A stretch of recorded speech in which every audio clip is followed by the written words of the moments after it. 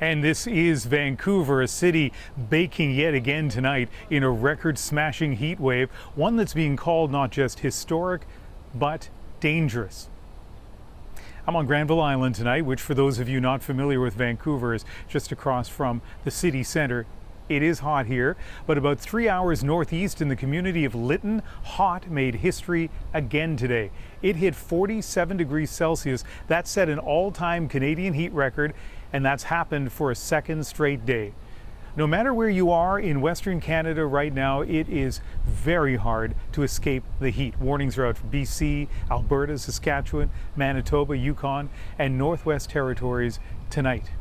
BC has been in this heat wave for days now, and Katie Nicholson joins me here on Granville Island. You were out and about in the city, and how are people coping? Well, you know, the air is thick. It's making it hard to breathe. The more people I spoke to are not sleeping through the night because they're so uncomfortable. They're lethargic, they're tired, and people really just want this to end. It's really warm. It's really warm.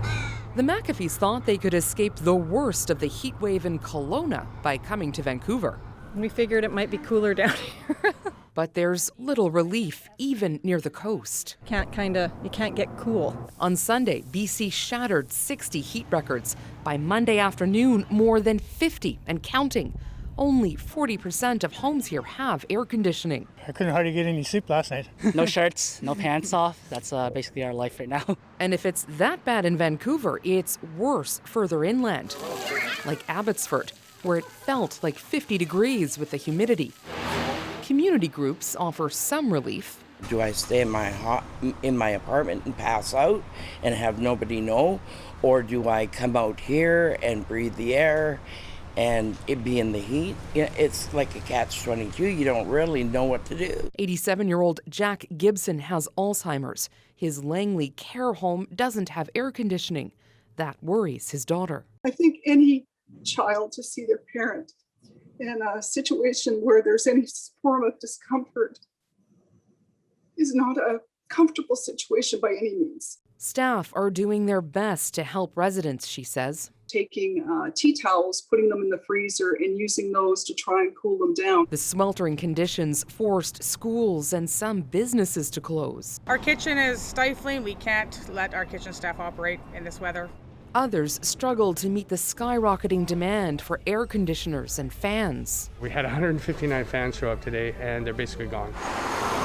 In Victoria, the punishing heat buckled sidewalks, while near Pemberton, rapidly melting mountain snow prompted flood watches.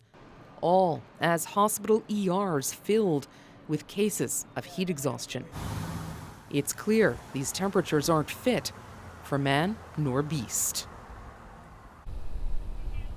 Boy, it is so different here than what I've seen over the many years that I've lived here. It's not just the temperature records, Katie, that are being broken, but energy consumption, at least by kind of a summer perspective, those records as well. Yeah, it seems every day of this heat wave, Ian, we get a new note from BC Hydro saying we smashed the previous summertime energy consumption record. Last night we did it again because it was so hot. Anyone who had an air conditioning unit had it cranked up.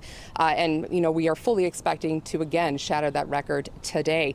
And we just found out that Alberta is also shattering its summertime energy consumption records. No big surprise as this system moves further inland. All right, Katie, thank you. You're welcome.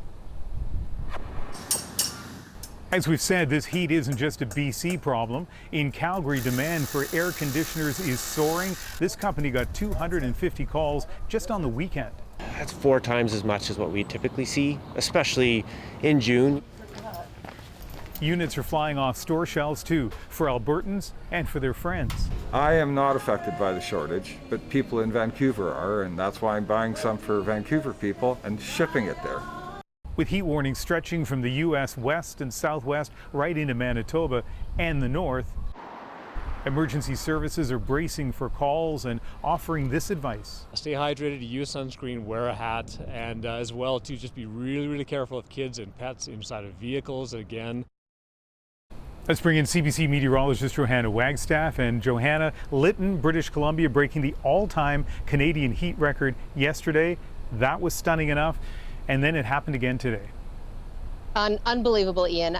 And we've surpassed the 47-degree mark. We're going to have to wait sort of till tomorrow morning to get those official numbers in. But I remember late last week thinking I was pretty bold looking at the forecast and saying we might hit 50 humidex across southern BC.